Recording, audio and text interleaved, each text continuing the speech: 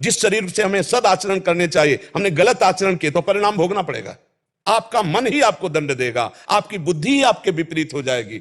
बुरी दशा आने के पहले बुद्धि बदली जाती है। किंग बार बार इसका ऐसा चिंतन करना, बार बार भोगों का चिंतन करना, बार बार, तो ये हमारे को कमजोर कर रहा है। राधे राधे भक्तों, आपका हमारे चैनल में हार्दिक स्वागत है। तो चलते हैं धार्मिक प्रसंग की ओर। गुरुजी राधे राधे। गुरुजी, बहुत बार मन में नकारात्मक एवं शंकापूर्ण भाव उत्पन्न होते हैं, जिसके कारण मन विचलित रहता है। ऐसे समय में मन को कैसे स्थिर करें? देखो, आपको एक प्रार्थना करके बता रहे हैं कि जब हमारे द्वारा पाप अधिक संग्रह हो जाता है तो मन नकारात्मक सोचों की तरफ जाने लगता है।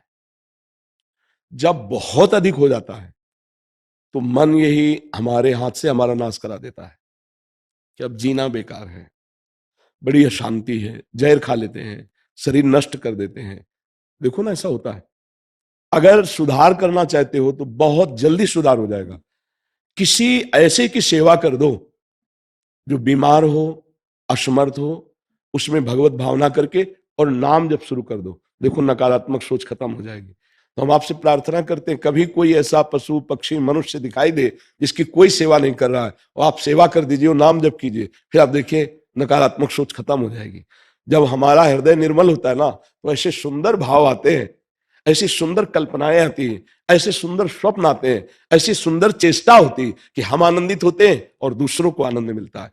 जब हमारे पाप बढ़ जाते हैं तो नकारात्मक सोच ऐसी बढ़ती है कि दूसरों को कष्ट मिलता है हमारी चेष्टा से, हमारी स्थिति से, और हम तो जलते ही रहते हैं। नाम जप और दूसरों की सेवा, ये दो बातें इतनी जोर की हैं कि आप चाहे जितने बड़े डिप्रेशन में हो, आपको जल्दी ठीक हो जाएंगे। औषधि जब तक आपको समझ में नहीं आ रहा, विश्वास नहीं आ रहा, औषधि ले लीजिए, लेकिन सही माने में मन को ठीक करने के लिए यह सेवा है। दूसरे किसी की सेवा बन जाए और नाम जप हो जाए, मन ठीक हो। देखो, तन की प्रारब्ध भोग की अवस्थाएं आती हैं, उनको भोगना पड़ता है, लेकिन मन अगर प्रसन्न है तो तन को क्या फर्क पड़ेगा। आज जो भटकाव हो रहा है समाज में, नई पीढ़ी हमारी जो बर्बाद हो रही है, बस हमारे प्राण चाहे निकल जाए, ये सुखी हो जाए, ये समृद्ध बने, ये बुद्धि इनकी स्वस्थ हो। ये बुद्धि जो अस्वस्थ हो रही है उसको तो हम क्या है, हर समय उत्साहित रहते हैं, हर समय आनंदित रहते हैं। जब ये होता है कि बुखार है, अब नहीं चलेंगे, तो जहां समय आया रात्रि के 12:30 बजे फेंक दिया कंबल अपनी ड्यूटी में। ये ड्यूटी जानते हो, हमें पावर मिल रहा है, हमें पेमेंट मिल रही, हम हर समय आनंदित रहते हैं।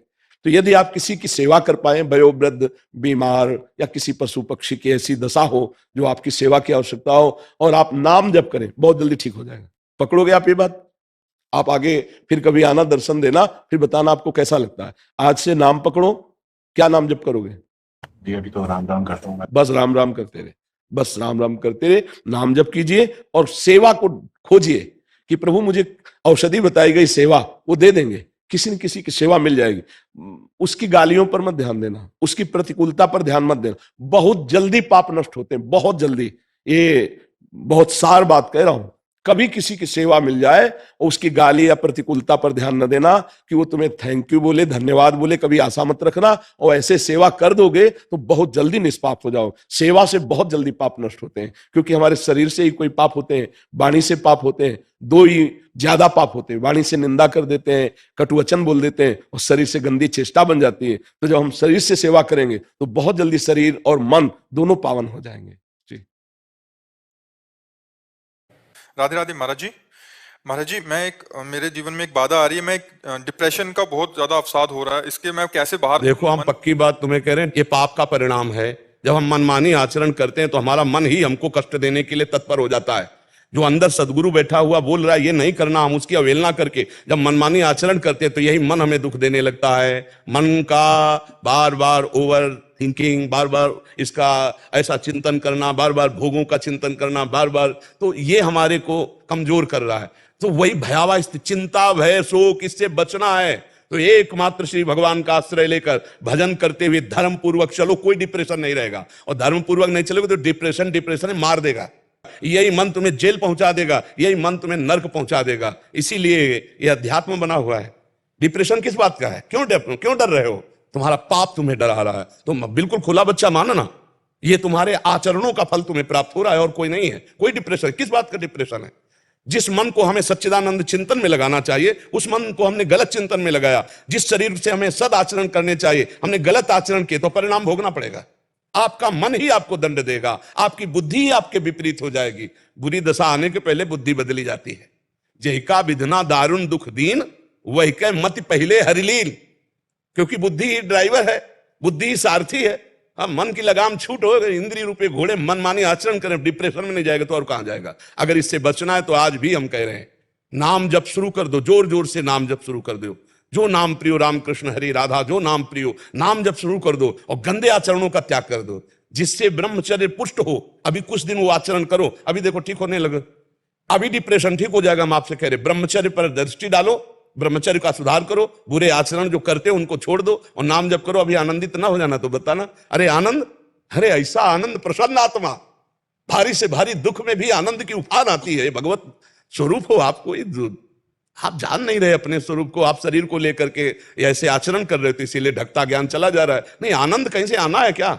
हमारा आनंद स्वरूप है, हमारा आनंद अखंड है। कोई किसी क्रिया या साधना से थोड़ी आनंद आता है, साधना से असाधनों का त्याग होता है। असाधन त्याग हुए अपने आप। जैसे जल निर्मल और शांत हो तो उसके नीचे क्या हमें दिखाई देता है, ऐसे ही हमारा मन निर्मल और एकाग्र हो तो परमात्मा बोध होने में देर थोड़ी लगती है। तो हमारी बात समझ रहे हो? आचरणों पर सुधार करो। आप समझ पाए? दवाई खा रहे हो डिप्रेशन की, महाराज दवाइयां खाई थी लेकिन दवाइयों से कुछ असर नहीं हुआ। हमारी दवाई खाओ। राधा राधा राधा, हम तो वृंदावन वासी है, अब हमसे पूछो मत कि दवा कितने दिनों में फायदा करेगी। महाराज जी किसी भी क्षेत्र में जाता हूँ उसमें सफलता नहीं मिल पाती। मतलब हम सफलता की बात नहीं कहते, हम शांति की बात कहते हैं, हम आनंद की बात कहते हैं। आनंद से बढ़कर कोई सफलता होती है? हम जितनी क्रियाएं करते हैं आनंद के लिए करते हैं, लेकिन उन क्रियाओं को परिणाम हमें दुख क्यों मिलता है? क्योंकि हम आनंद से रहित हैं। हम वो क्रियाएं जो कर रहे हैं हमें आनंद को ढकने वाली क्रियाएं करते हैं सुख के लिए और भोग रहे हैं दुख। इसका मतलब है कि हमारी क्रियाएं गलत हैं। अगर हम सब शास्त्र सम्मत क्रियाएं करेंगे, भगवद अर्पित क्रियाएं करेंगे, अरे बहुत आनंद का मार्ग है अध्यात्म। ऐसा डिप्रेशन काहे का डिप्रेशन? अरे तुम आनंद के मार्ग में नहीं चल रहे हो इसीलिए डिप्रेशन है। कोई डिप्रेशन मचा नहीं, मतलब क्या परेशानी? सोचा ही तो है ना। यह अध्यात्म सोच बदल देता है। सोच, अगर सोच पॉजिटिव हो जाए तो अभी आनंद आ जाए, निगेटिव सोच परेशानी पैदा कर दी। और सही पूछो तो आगे चल करके ना पॉजिटिव रह जाती है ना निगेटिव रह जाती है। ये परम लाभ हुआ, ना कोई सोच रह गई है ना कोई चिंता रह गई है, एक अखंड आनंद, एक अद्भुत प्रसन्नता। क्यों? ये हमारा स्वरूप है, ये कहीं ऐसे आला जाला नहीं, यही हमारा स्वरूप है। हम अपने स्वरूप को भूल करके जो देह भाव से आचरण कर रहे हैं, तो ये जो आजकल थोड़ा सा पराजय हुई, देखो शास्त्र का ज्ञान ना होने के कारण कितनी बड़ी हानि समाज में। थोड़ी सी हानि हुई, अब जीना क्या? पराजय हो गई, अब जीना क्या? दुख आ गया, जीना क्या? फसल नष्ट हो गई, जीना क्या? परीक्षा में फेल हो गए, जीना क्या? धंधा चौपट हो गया, जीना। यही हमारा जीवन है। अरे हम भगवान के अंश है, इस बार हार हुई तो आगे विजय होगी। ये बुद्धि, इसी बुद्धि को ठीक करने के लिए इस भजन सारथी सुजाना, बुद्धि रूपी सारथी को ठीक करना है। तो जो नाम प्रियो राम कृष्ण हरि, जो भी, हम तो वृंदावन वासी, राधा उपासी, राधा राधा राधा, इसी से परमानंद की अनुभूति, राधा राधा राधा। आपको जो नाम प्रियो नाम जपना शुरू करो, ठीक है? कोई नशा तो नहीं करते? हाँ बढ़िया। कोई गंदी बातें आचरण बंद करो, गंदे दृश्य देखना, गंदी क्रियाएं, गंदे विचार जब रोकोगे तभी आनंद की अनुभूति होगी, ठीक है? और कोई डिप्रेशन नहीं, तुम्हें कोई डिप्रेशन नहीं। छोड़ के मुझे डिप्रेशन है, पहले ये छोड़। सबसे बड़ी, एक आदमी को किसी डॉक्टर ने कह दिया कि अब तुम जल्दी मर जाओगे। अब वो ये सोच कर मैं जल्दी मर जाऊंगा बहुत। तो स्वामी सच्चिदानंद जी एक सन्यासी थे, जब उनके यहाँ घर में गए तो बताया कि वो ऐसी स्थिति में, तो उन्होंने कहा, वो गए, उन्होंने ऐसे लीला की, नाड़ी पकड़ी, बोले नहीं वो योग तो खत्म हो गया, अब तो आपका भी, अब उठ के चलने लगा, वो आराम से एकदम पूरा नॉर्मल जीवन हो गया। सोच दिमाग। तो आज से तुम मान लो कि तुम्हारा डिप्रेशन खत्म, मान लिया, अब मत कहना डिप्रेशन है। और राधा राधा जपो और अच्छे आचरण करो, खूब अपने कार्य करो, जो घर के कार्य हैं, पवित्र कार्य करो, माता पिता की सेवा करो, मेहनत करके धन कमाओ, दूसरों को सुख प्रदान करो। काहे का डिप्रेशन? कि अभी है डिप्रेशन? हाँ बिल्कुल नहीं, इसको स्वीकार। हमारे शास्त्र स्वीकृति से ही भगवत प्राप्ति कह रहे, स्वीकृति से। गुरुजी क्या सिखाए? तत्त्वम आसी, स्वीकृति कर। बस आप ये समझ लो साधना क्या है, केवल असाधन त्याग की है, और भगवत स्वरूप का बोध केवल स्वीकृति से होला है, केवल स्वीकृति से। हमारी स्वीकृति हो गई देह भाव में तो दुर्गति हो गई, और हमारी स्वीकृति हो जाए स्वरूप में ना, तो अभी आनंद की अनुभूति हो जाए। इस समय हमारी स्वीकृति का मतलब अंतःकरण धर्म से बोल रहे हैं कि अंतःकरण यदि समत्व को प्राप्त हो जाए तो अभी भगवत प्राप्ति, अभी आत्मस्वरूप का बोध हो जाए, इसी से आनंद की अनुभूति होगी। राधे राधे महाराज जी। महाराज जी, लोभ और कामना एक ही है या इनमें अंतर है? कामना जो सुना है, जो देखा है, जो पूर्व में भोगा है, तो हमारे हृदय में भोगे हुए विषय को पुनः भोगने की कामना, जो से तृष्णा कहते हैं, जो सुना है, जो देखा है, उसे भोगने की, और उसी भोग को जो बहुत प्रिय लगता है उसका संग्रह करने को लोभ कहते हैं।